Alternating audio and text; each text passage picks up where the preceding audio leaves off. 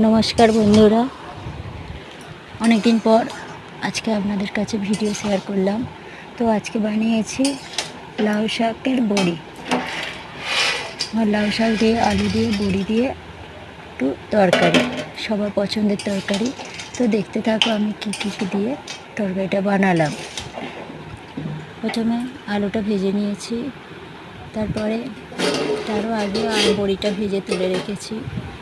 তারপরে আলু ভাজার পরে শাকটা দিয়ে তার সঙ্গে বড়িটা দিয়ে ভালো করে কষিয়ে নিয়ে, আর আমি এটা পুরো করেছি শুকনো লঙ্কা ফোড়ন দিয়ে। আর আমি গুঁড়ো লঙ্কা ব্যবহার করিনি, একটু নুন আর হলুদ দিয়েছি। আর তার সাথে শেষবেলায় জিরে পাউডারটা দিয়ে ভালো করে নেড়ে চেড়ে নামিয়ে নিয়েছি। তো বন্ধুরা দেখে বলো কেমন হয়েছে, অবশ্যই আমাকে জানাবে। একটু লাইক কমেন্ট করো বন্ধুরা, তবে আমি উৎসাহ পাই না ভিডিওগুলো শেয়ার করতে তোমাদের সঙ্গে। টাটা, পরের ভিডিও দেখা হবে।